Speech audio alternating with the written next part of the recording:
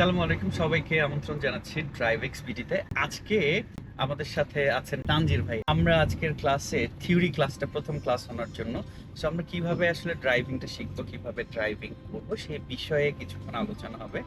এই যে আমাদের সামনে যত ডিজাইন দেখতে পাই, এই ডিজাইনগুলো কোত্থেকে আসে আপনি বলতে পারেন? এই যে ধরেন একটা বিল্ডিং এর ডিজাইন, একটা গাড়ির ডিজাইন, সবকিছুই তো ডিজাইন, পরিকল্পনা কারো না কারো। এটা কোত্থেকে এসেছে বলতে পারবেন? এইটা এসেছে আমাদের কল্পনা থেকে। কোত্থেকে? কল্পনা থেকে।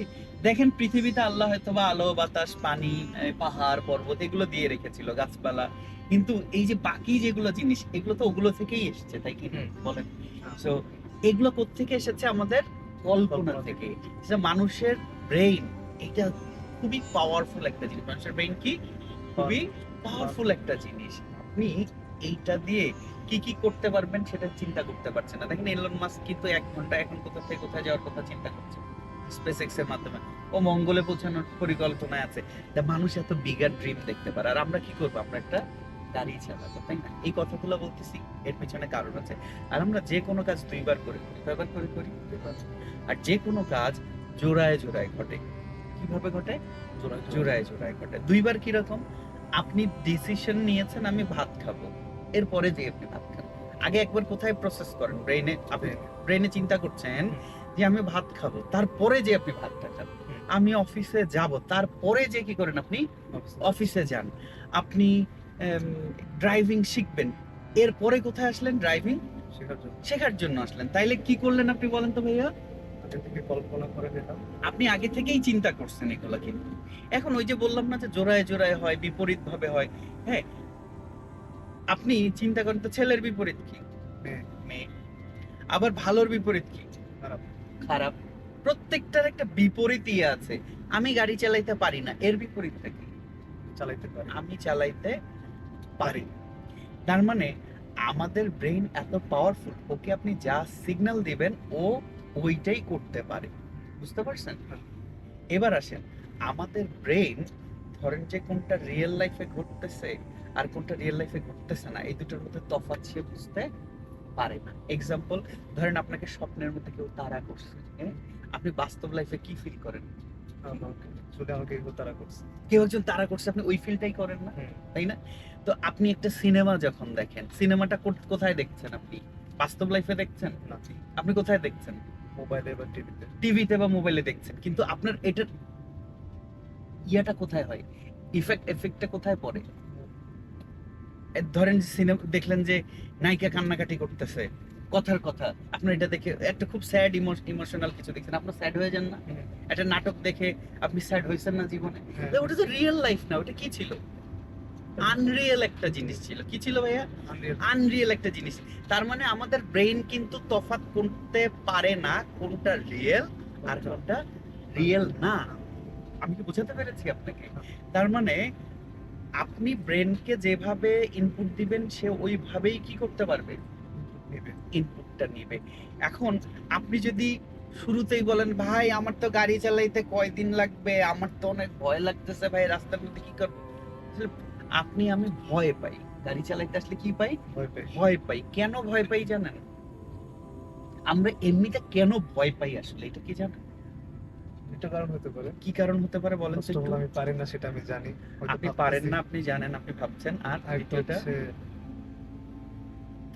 আমরা ভয় পাই একটাই কারণে, যেটা হচ্ছে আমাদের কোনো কিছু সম্পর্কে অজ্ঞতা, এবং সেই বিষয়টা সম্পর্কে যদি কনসেপ্ট ক্লিয়ার না থাকে সেক্ষেত্রে আমরা কি পাই?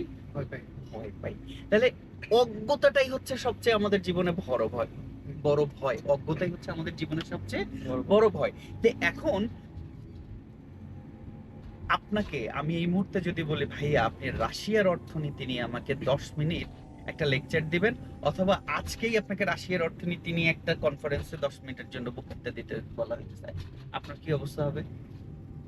পারবেন না? আমি চিন্তা করবো যে আমি তো পারি না। একটা কনফিউশন হবে, ভীতি হবে, কি বলবো, ভুল বললাম কিনা, তাই না? কিন্তু আপনি কোন প্রফেশনে কাজ করেন, যেটাতে কাজ করেন সেই বিষয় নিয়ে যদি আপনাকে আধা ঘন্টা বলতে বলি, আপনি ডেফিনেটলি সেটা পারো। কেন পারছেন সেটা? আমি জানি। কি জানেন? ইনফরমেশন জানি। ওই বিষয়টার সম্পর্কে আপনার প্রপার নলেজ আছে, আপনি ইনফরমেশনটা পারফেক্টলি কি জানেন, জানি। যেটার কারণে কি লাগছে না, আপনার আর ভয় আচ্ছা। লাগছে না। এখন গাড়ি চালাতে গেলে আপনার ভয় লাগে। আপনি আপনি আমাকে বলতেছেন, ভাই এই রাস্তায় কেমনে চালাবো? আপনাকে এই রাস্তায় চালাতে গেলে তাকে চালানোর কৌশল জানতে হবে, হুম। তাই না? এখন আমরা হয় কি গাড়িতে উঠেই মনে করি যে আমি ঢাকা চিটাগাং চলে যাব। আমি মনে করি যে গাড়িটা চালানো শিখলে পরের দিনই আমি কোথায় যাব? জ্যামের রাস্তায় চালাতে যাব। গল্পটা এরকম। আপনি কি ভাত রান্না একদিনে শিখেছেন ঠিক মতো? একদিন ভাত রান্না করতে যেয়ে ভাত পুড়েছেন, একদিন ভাত রান্না করতে যেয়ে হাতের মধ্যে লেগেছে, একদিন মার ফেলতে যেয়ে ভাতের মার কি পড়ে গেছে, পড়ে গেছে। রাইট? এরপরে আস্তে আস্তে আস্তে আস্তে একদিন দেখা গেছে যে ভাত বেশি সিদ্ধ হয়ে বেশি সিদ্ধ হয়ে গেছে। তা এইটা আপনার ঠিক করতে কিরকম সময় লেগেছে? সার্টেন টাইম লেগেছে। এরপরে কি আপনি হয়তো যেদিন দেখেছেন যে টাইম বেশি লাগলে আপনি একটা রিমাইন্ডার দিয়ে রেখেছেন যে না আমার যেন মানে ভুল না হয়, হয়। তাই কিনা? তো এখন একটা সময় যে কি মানে ভাত রান্নাটা শিখে গেছি ঠিক মতো। ছুরি চালাতে যে একটা সময় ছুরি চালাতে পারতাম না, এখন কি ছুরি চালাতে পারি। বটি দিয়েও কাটতে পারি। পারি, অনেক কিছুই পারি। একটা জিনিস খেয়াল করেন তো, একটা ডাক্তার ডাক্তারি পাশ করার পরের দিনই কি অপারেশন থিয়েটারে যে কাটাকাটি করে? না। না, উনি ডাক্তারি পাশ করে, তারপরে ইন্টার্নশিপ করে, ইন্টার্ন হয়ে গেলে উনি প্র্যাকটিস করে কোনো একটা ডাক্তারের অধীনে বা কোনো ইয়া করতে থাকে হসপিটালে। সেই ডক্টরের অধীনে সে অপারেশন 50টা দেখে, সে তার আরো স্কিল ডেভেলপমেন্ট করে। ডাক্তার হয়তো বা তাকে বলে আজকে তুমি একটু সুতা কেটে দাও। এইভাবে আস্তে আস্তে করতে করতে যখন তার একটা ভালো বয়স হয়ে যায়, অভিজ্ঞতা অর্জন করে, তারপরে যে সে কি করে সার্জারি করতে পারে। তার আগে পারে না। কোন সেনাবাহিনীর সৈনিক কি যুদ্ধের কৌশল না শিখে পরের দিন তাকে যুদ্ধে পাঠানো হয়? শুধু এইটা না, যে কোনো কিছুতে আপনাকে কি করতে হবে? আপনার কনসেপ্ট ক্লিয়ার হইতে হবে, তাইলে আপনি সেই কাজটা করতে পারবেন নির্দ্বিধায়, নির্ভয়ে। আমি বোঝাতে পেরেছি কিনা? তাহলে গাড়ি চালানোর ক্ষেত্রেও আপনার কনসেপ্টটা ক্লিয়ার হওয়া যায়। আপনার যদি কনসেপ্ট ক্লিয়ার হয় তাহলে গাড়িটা আপনার জন্য চালাতে সময় লাগবে না। আর ওই যে গাড়ি চালানোর সময় আপনার ব্রেইন বলে কিছু থাকবে না, আপনার ইগো বলে কিছু থাকবে না। আপনার দুনিয়াবি যত টেনশন আছে সব গাড়ির বাইরে ছুড়ে ফেলে দিতে হবে। কি করতে হবে? বাইরে ছড়িয়ে পড়ে। আপনার কি মনে আছে ছোটবেলায় মনে করি কমলা লেবুটির দাম ক টাকা? ম্যাথ করছেন? হুম। ক টাকা বলে কি কোনো কিছু আছে? না। আছে? না। নাই। ক টাকা বলে যেহেতু কিছু নাই, কিন্তু আমরা ওইটা দিয়ে ম্যাথ করে প্রমাণ করে দিতে পেরেছি। কারণ কি, এই যে আগের গল্পগুলো বলার পেছনের কারণ এটা, our brain is very powerful. হ্যাঁ, একে আপনি যা বলবেন সে ওইটাই করতে পারে। আপনি যদি মনে করি ক টাকা দিয়ে ম্যাথ করেছেন, তাহলে মনে করেন আপনার কোনো ব্রেন নাই, আপনার কোনো ইগো নাই, আপনার দুনিয়াবি যত টেনশন আছে আপনি আস্তে করে গাড়ির বাইরে টুক করে ফেলে দেন। কেন টুক করে ফেলে দিবেন? মনে করি দিয়ে তো করা যায় সবকিছু, তাই না? তাহলে মনে করেন আপনার কিছু ব্রেনে কিছু এখন নাই, আমি আপনার ব্রেনের মধ্যে একটু কোড করে দিব, হ্যাঁ, কিছু সফটওয়্যার ইনস্টল করে দিব, কিসের? গাড়ি চালানো রিলেটেড। ঠিক আছে? এইটা হলেই আপনি সুন্দর করে গাড়িটা চালাতে পারবেন। এবং আমি একটা ভর্তি গ্লাসের মধ্যে যদি পানি ঢালি কি হবে? পানিটা ওভারফ্লো করবে, তাই না? পানি ওভারফ্লো করলে এখন আমাদের কি করণীয়?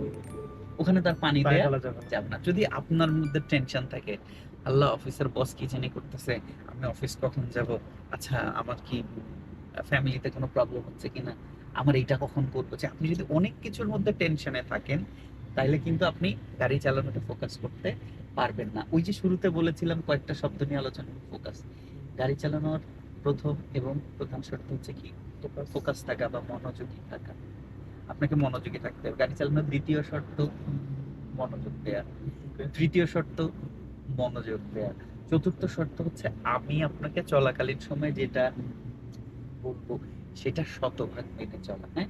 এবং 5 নম্বর শর্ত হচ্ছে প্রোঅ্যাক্টিভলি কোনো প্রশ্ন না করা। প্রোঅ্যাক্টিভলি কোনো প্রশ্ন না করা। ওই যে তখন আপনি আমাকে প্রশ্ন করতে যাচ্ছিলেন, আমি আপনাকে থামাই দিয়ে বললাম না একবারে আমি যে গাড়ির ভিতরে যে কথা বলি, কারণ কি ওখানে আশেপাশে অনেক কেওস ছিল, এখনো শব্দ আছে, কিন্তু আমরা ফুল কনসেন্ট্রেট হয়ে একটা জায়গায় আলাদাভাবে রাস্তার পাশে গাড়িটা দাঁড়াই কিন্তু জিনিসগুলো আলোচনা করছি। দেখেন গাড়ি চালানো শিখতে, অটো গাড়ি চালানো শিখতে সময় লাগে না। আপনাকে যদি কেউ কিছু নেগেটিভ কিছু পুশ করে, তাহলে তো আপনি ওই নেগেটিভিটিটা নিয়ে কি করবেন? করে থাকবেন। এবং কোনো কিছুতে যদি আপনি পজিটিভ ভাবে শিখেন, হ্যাপি ভাবে শিখেন, তাহলে সেটার প্রোডাক্টিভিটি বেড়ে যায়। কিন্তু যখন আপনি নেগেটিভ মাইন্ড নিয়ে শিখবেন, সেটার প্রোডাক্টিভিটি 300% ডাউন হয়ে যাবে।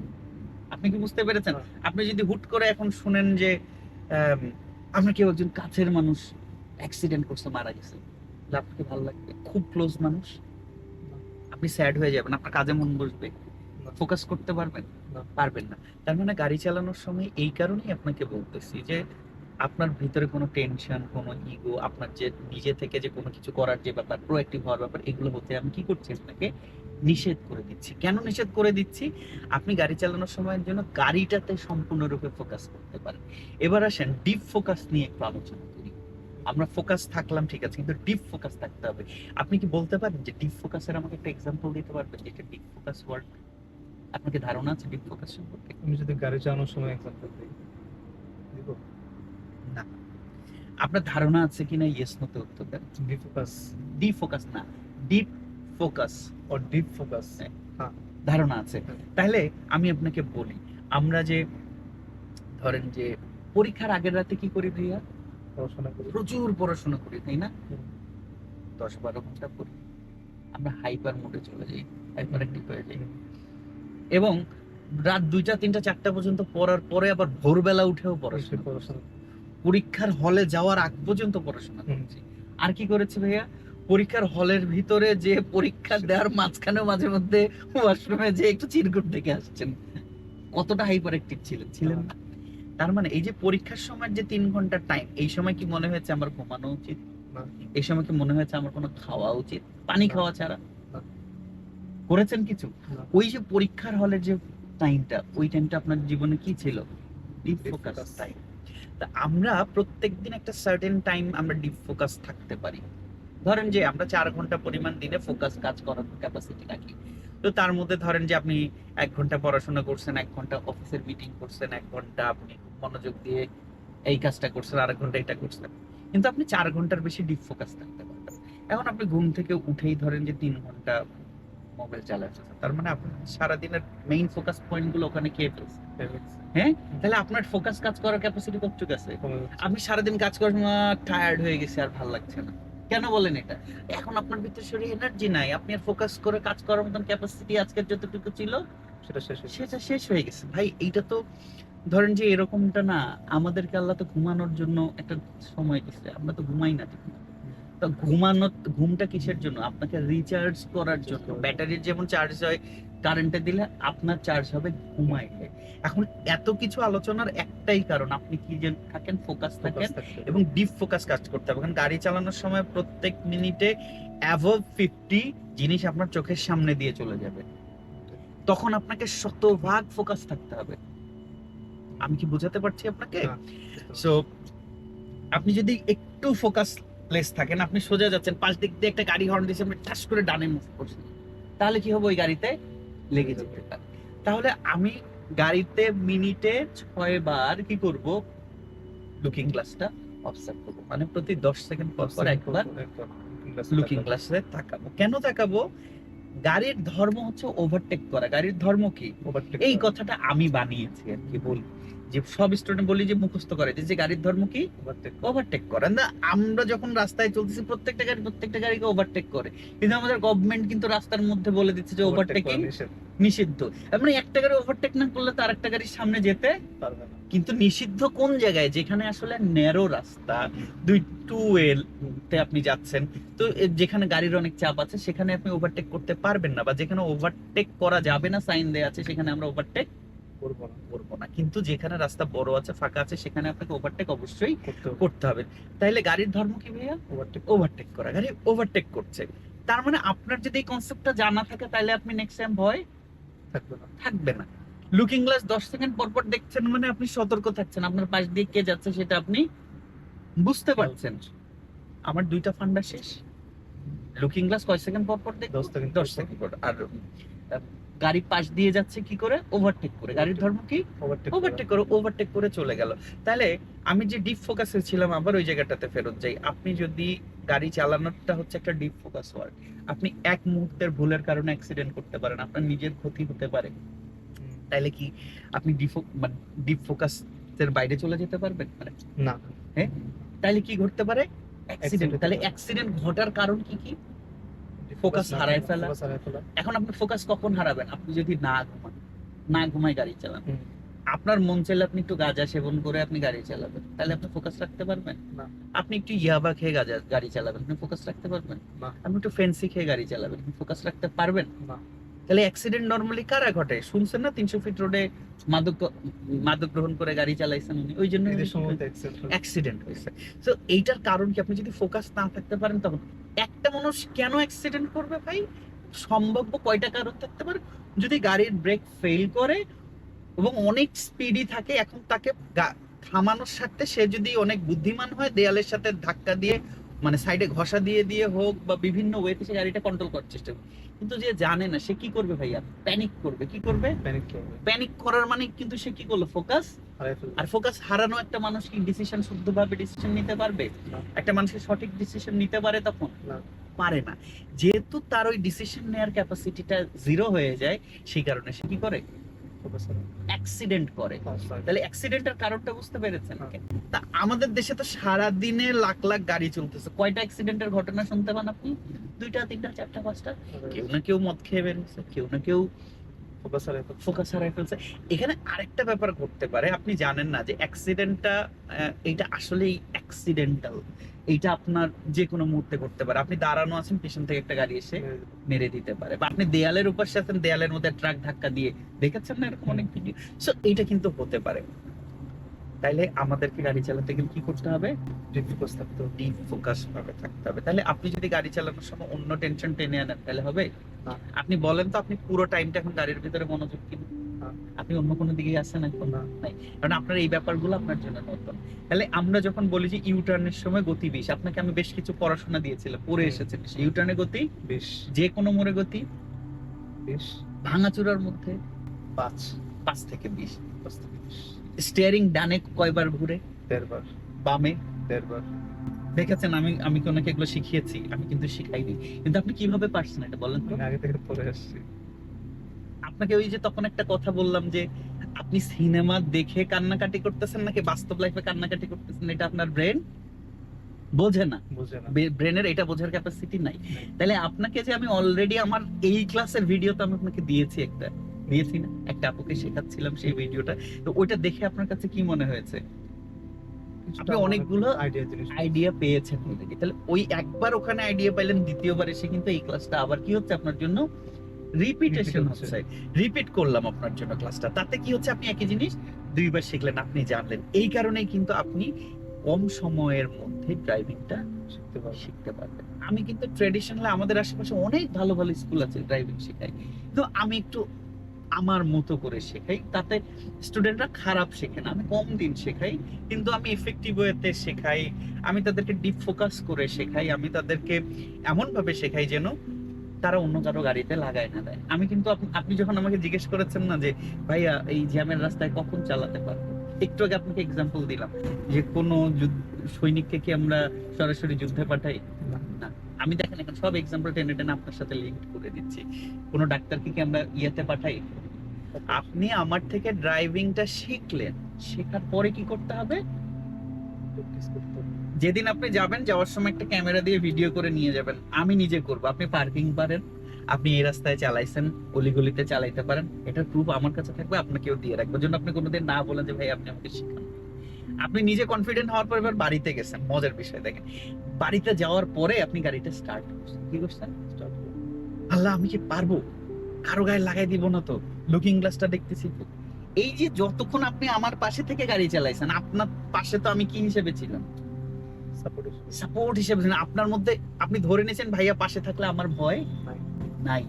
তো আপনি আমার উপর ভরসা করে একটা ভয় নেই সিচুয়েশনে গাড়ি চালাইছেন। হ্যাঁ, কিন্তু আপনি যখন নিজে চালাচ্ছেন, আজকে আপনাকে সামলাবে কে? আপনাকেই সামলাইতে হবে। তার মানে কি আপনি একটা ডিফেন্স ড্রাইভিং মোডের ভিতরে চলে যাবেন। আমার কারো গাড়িতে লাগানো যাবে না, কারো গাড়িতে না লাগাই, তাহলে আমি সর্বোচ্চ একটা গাড়ির পিছনে কতটুকু যেতে পারবো সেটা কিভাবে মেজার করব? এইখান থেকে যে ড্যাশবোর্ড আছে, ড্যাশবোর্ডটাই আমার শেষ সীমানা। আর সামনের গাড়ির নাম্বার প্লেট পর্যন্ত যাওয়া যায়, আমরা ওই পর্যন্ত যাব না। আরো আগে চাকা যতক্ষণ দেখা যায় ওই পর্যন্ত আমরা কি করব? পেছনে থাকবো। আমরা ট্রেডিশনালি যে মেথড গুলো আছে এগুলো খুবই চমৎকার, একদম অ্যাকুরেট, কিন্তু আমরা একটু ডিফেন্স মোডে চালাবো, একটু জায়গা বেশি রেখেই চালাবো, যেন আপনি একবার এক্সেলারেট করে ব্রেক ধরার মতন একটা জায়গা জায়গা পাই। পান। 3টা মিটার আছে, হ্যাঁ।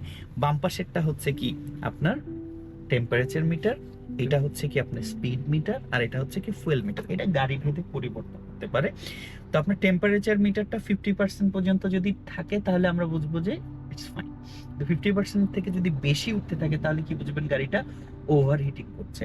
ওভারহিটিং করলে গাড়িতে আগুন লেগে যেতে পারে, ইঞ্জিন সিজ করতে পারে, so many things can be happen here. So এইটার সম্পর্কে আমাদের যে থিওরি ক্লাস যেটা হবে অনলাইনে, সেটাতে আমরা ডিটেইল জানবো, কেমন। আর গাড়ি কতটুকু গতিতে চলতেছে সেটা জানলাম, এটা গাড়িতে কতটুকু ফুয়েল আছে সেটা।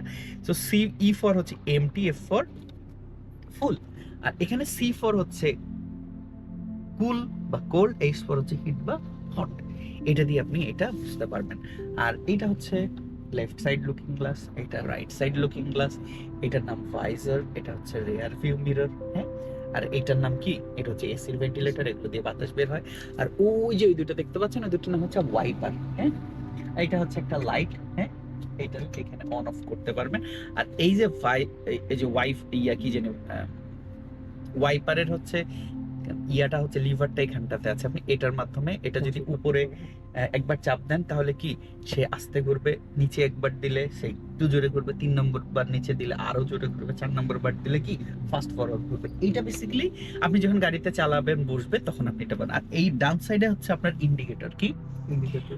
বাম পাশে চাপ দিলে হবে কি, উপরে চাপ দিলে হচ্ছে সে লেফট ইন্ডিকেশন করবে, মাঝখানে রাখলে হচ্ছে নিউট্রালে থাকবে, কোনো দিকে ইন্ডিকেট করবে না। রাইট সাইডে দিলে, নিচে চাপ দিলে গাড়িটা ডান দিকে যাবে, সেটা বোঝাচ্ছে।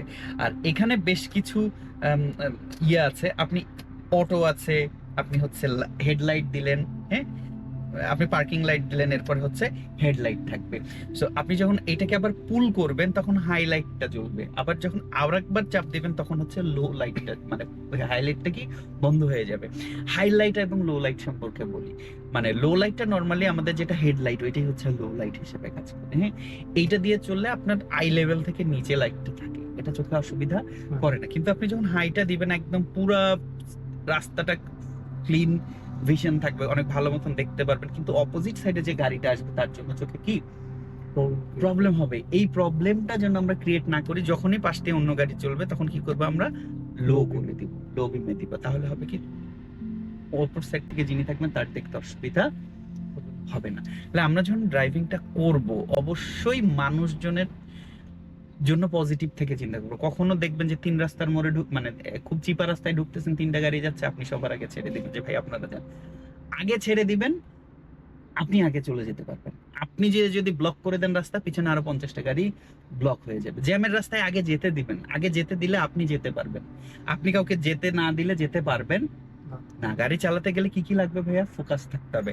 আর ছোট্ট 1-2টা জিনিস আছে আমি বলে দেই। আপনি কি, আমি নিশ্চয়ই পায়ের কাছে দেখতে পাচ্ছেন 2টা প্যাডেল, হ্যাঁ, একটা এক্সেলারেটর আর একটা ব্রেক। এখানে খেয়াল করেন আমার আঙ্গুলের দিকে, এটা কি ঘড়ির কাঁটায় যদি চিন্তা করি এটা 11, এটা 12, এটা 1, তাই না? তো এই 12 বরাবর 2টা প্যাডেলের মাঝামাঝি আমরা কি করব, পাটা রাখবো। 12 বরাবর 2টা প্যাডেলের মাঝামাঝি পা রাখবো। ডান দিকে বাঁকালে যদি পায়ের পাতাটা সামনে থেকে যদি এইভাবে বাঁকায় ফেলি তাহলে কি কোন দিকে যাবে, একে যাবে। একে বরাবর এক্সেলারেশন কি আছে, ওই এক্সেলারেটর চাপ দিলে কি হবে, গাড়ি সামনে যাবে। আবার যদি 11-র দিকে পাটাকে বাঁকায় নিয়ে চাপ দিই তাহলে কি হবে, ব্রেক ধরবে। আর ব্রেক কত ভাবে ধরা যায় সেটা সম্পর্কে আমি বলেছি। আর এক্সেলারেট করার সময় আপনি 15-20% এক্সেলারেট করবেন, 100% চেপে এক্সেলারেট করার প্রয়োজন নাই। আমরা কি বুঝতে পেরেছি? আর তাহলে কি আমি অলওয়েজ এক্সেলারেটর পা রাখছি? 2টার মাঝামাঝি পা থাকবে আপনার, 2টার মাঝামাঝি পা রাখবেন। যখন এক্সেলারেট করার প্রয়োজন পড়বে এক্সেলারেট করবেন, ব্রেক ধরার প্রয়োজন পড়লে ব্রেক ধরবেন। এই যে একটু আগে বললাম প্রশ্ন না করতে, মনের ভিতর থেকে কিউরিওসিটি বের করে দিতে হবে। আপনি যতক্ষণ পর্যন্ত না মুখে ভাত খাইছেন ততক্ষণ না পর্যন্ত ভাতের টেস্ট আপনি বুঝবেন না। আপনি মাছ খাইতে গেলে মাছটা কাটা বেছে মুখে দিয়ে খাইলেই কেবল টেস্ট বুঝবেন। যতক্ষণ হট সিটে বসেন নাই, গাড়িতে স্টার্ট করেন নাই, ততক্ষণ পর্যন্ত আপনি কি এই জায়গাটাতে নবীন শিশু। একটা বাচ্চাকে হাঁটানোর সময় কি করি আমরা, 2 হাত ধরে টানতে থাকি, মাঝখানে একটু ছেড়ে দেই, দেখি কতটুকু পারে, আবার হাত ধরে বসি। তো আপনি তো এই জায়গাটাতে কি এখনো আসেন নাই। আপনি যখন এখানে আসবেন তখন আপনি এটার উত্তর কি নিজে থেকে পেয়ে যাবেন। তাহলে প্রোঅ্যাক্টিভলি প্রশ্ন করলেই আমি আপনাকে এটার সঠিক উত্তরটা সাথে সাথে দিব যে প্রোঅ্যাক্টিভ হওয়া যাবে না। আমি কি বোঝাতে পেরেছি? বারবার এটাতে না করছি কেন?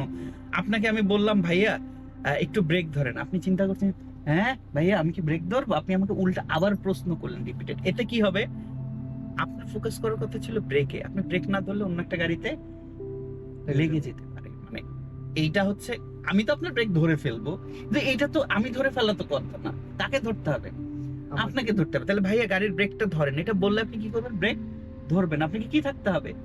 ফোকাস থাকতে হবে, আপনার অন্যদিকে চিন্তা করা যাবে না। ভাইয়া ফোন আসছে ফোন ধরি, আপনি ক্লাস টাইমে ফোন ধরবেন না, কারণ কি আপনার ফোকাস ফোনে চলে যাবে। আপনি কি করছেন? জীবন মরণ নিয়ে খেলতে বসছেন এই জায়গায়। তো আপনি যদি মনে করেন যে আমি রাস্তায় বেশে হ্যালো বন্ধু কি অবস্থা, তুমি কোথায়, আসো, পাশ থেকে দেখছেন আপনি গাড়ি একটু ডানে ঘুরেছেন, পাশের গাড়ির সাথে আপনি ধাক্কা খেয়ে গেছেন। So don't do that, be careful. Okay, তাহলে পায়ের ব্যাপারটা বুঝছেন যে পায়ের ডান দিকে অ্যাক্সেলারেটর, বাম দিকে ব্রেক। আপনি কি এই জায়গাটা পর্যন্ত ক্লিয়ার বুঝতে পেরেছেন? ওকে। তাইলে আমরা গাড়ি চালাতে গেলে প্রথম শর্ত মনোযোগ, দ্বিতীয় শর্ত মনোযোগ, তৃতীয় শর্ত মনোযোগ, চতুর্থ শর্ত আমি যা বলতেছি তা খুব মনোযোগ দিয়ে শুনবেন, পঞ্চম শর্ত হচ্ছে প্রত্যেক কোনো প্রশ্ন করা যাবে না। মোটামুটি গাড়ি চালাতে গেলে আমরা যে ওই যে শুরু থেকে একটা জিনিস বলতেছিলাম যে our brain is very powerful, মনে করি আমি গাড়ি চালাতে পারি, আপনি এরকম একটা ফিল নেন, আপনি দেখবেন আপনি খুব ভালো গাড়ি চালাচ্ছেন। কোনো কিছু করার জন্য আমরা কি জেনেছি? স্বপ্ন দেখতে হয়। আপনি ব্রেনের মধ্যে একটা পিকচার ক্রিয়েট করেন, যা ওয়াও আমি একটা এত সুন্দর গাড়ি কিনবো, এই গাড়িটা আমি চালাবো, তখন দেখবেন আপনার ভিতরে কি একটা হ্যাপি ফিল হবে। আর আপনি গাড়ি চালানোটা কি, ধরেন যে প্রথমবার কোনো কিছু করার মতো, ধরেন যে প্রথমবার আপনি প্রেম করেছেন, সেটার এক্সপিরিয়েন্স কেমন, আপনার অনুভূতি কেমন, সেরকম গাড়ি চালানোর অনুভূতিটা ওরকম। বা আপনি প্রথমবার বান্দরবান ঘুরতে গিয়েছেন, ওয়াও এত সুন্দর জোস, যে আপনাকে আমি জাস্ট মানে বোঝানোর স্বার্থে বলতেছি, এরকম অনেক জায়গা আছে না যেখানে যে আপনি ওয়াও ফিল হয়েছে, তা গাড়িটা চালালে আপনার জীবনে এরকম ওয়াও ফিল হবে, অনেক ভালো লাগা কাজ করবে আপনার ভিতরে। বুঝতে পেরেছেন? সো আমরা যত পজিটিভ থাকতে পারি, যত হ্যাপি থেকে গাড়িটা চালানো শিখতে পারি, আমাদের জন্য তত ভালো। কোনো নেগেটিভিটি নিয়ে আমরা গাড়ি কখনো চালাবো না। Thank you so much. যদি আপনাদের আমাদের ভিডিওগুলো ভালো লাগে তাহলে অবশ্যই আমাদের চ্যানেলটি সাবস্ক্রাইব করবেন। আর অ্যাডমিশনের ব্যাপারে নিচের ডিসক্রিপশনে আমাদের অ্যাডমিশন লিংক দেওয়া আছে, যদি কেউ অ্যাডমিশন নিতে চান আপনি সেই লিংকে ক্লিক করে অ্যাডমিশনটা নিতে পারবেন। ফোন নাম্বার দেওয়া থাকবে, আপনারা চাইলে সেখানেও সরাসরি যোগাযোগ করতে পারেন, বা হোয়াটসঅ্যাপেও আপনারা যোগাযোগ করতে পারেন। তো সবাই ভালো থাকবেন। আমাদের ক্লাস রিলেটেড এরকম অসংখ্য ভিডিও আছে, যারা কোর্সে জয়েন করবেন শুধু এক্সক্লুসিভলি সেগুলো তাদের জন্য থাকছে। ভালো থাকবেন। আসসালামু আলাইকুম।